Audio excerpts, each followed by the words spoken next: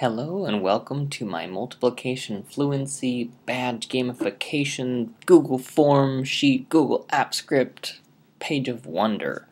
So what I have done here is I have hidden column C because those are my student names and I wish for those to remain anonymous. So what I will do is I will demonstrate how this works and talk a little bit about it as briefly as I can, and at the very end sum up a few of its downfalls. So what I have is students are progressing. They each have their student number. In column C, it corresponds to their name, which is the value that they enter on my Google form.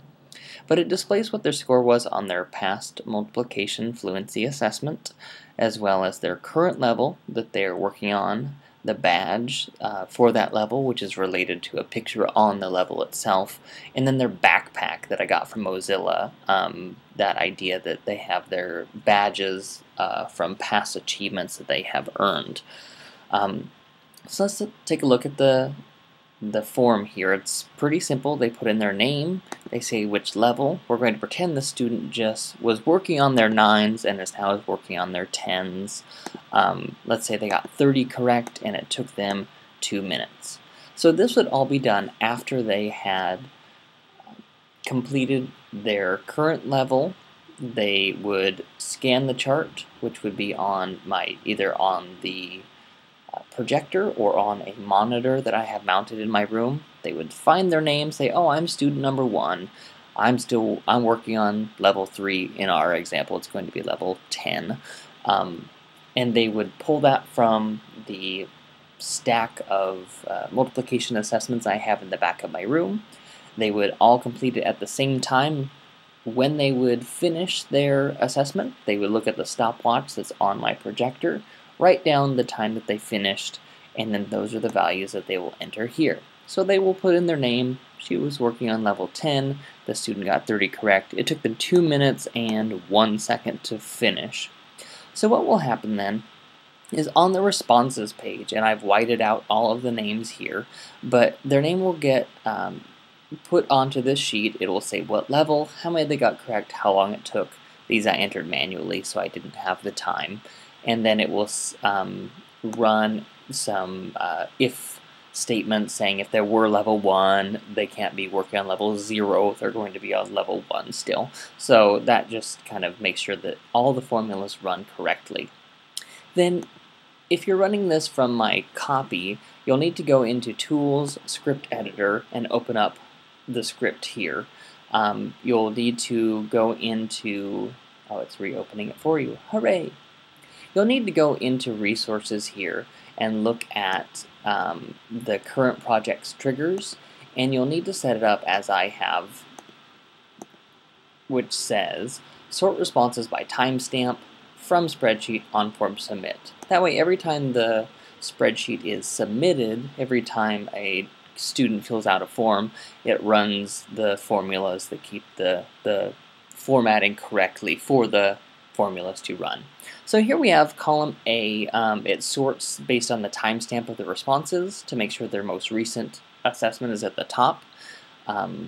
It copies the formula from E2, which is the duration, and then it copies the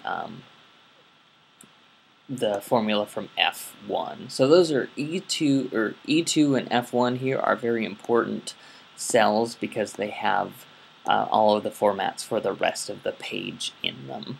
That way everything can be formatted the same way so that the formulas can call on those. That's very important. So when we run this, what we should see is a new value will be entered at the top here. I'm going to kind of hide that just so that I maintain student confidentiality.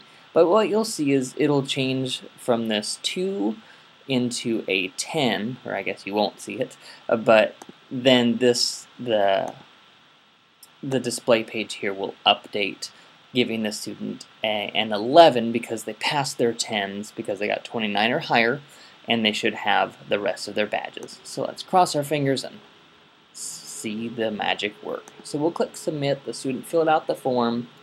Hooray, they've done it. So now we look in our multiplication fluency. The script is running in the background. We should see on this response page things beginning to click.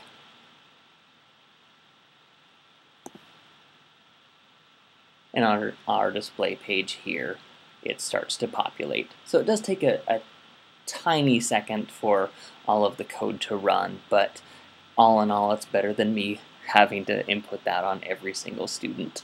So here we have the current level, their last badge, which was the level 10 badge, and there you go. So one drawback or one shortcoming of this current iteration of my form sheet coding prowess is that the badges only go in sequential order. So they must pass their 1s to get to their 2s, must pass their 2s to get to their 3s, so on and so forth. In the future, I would like to code in some way to find this value or find the history of that student's past assessments in order to give them those badges. But as of now, it takes about 15 minutes for my whole class to take their assessments, self-grade, put in their scores on either a class set of Chromebooks, or I've done it also with just having 5 out, or even 1 and running them through. It just takes a little bit more time. But when everybody is working at the same time, it takes about 15 minutes from looking at their student number here to getting their assessment, taking it, grading it, and inputting.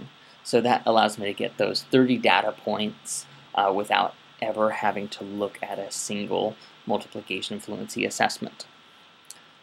So I hope this video has been helpful for you.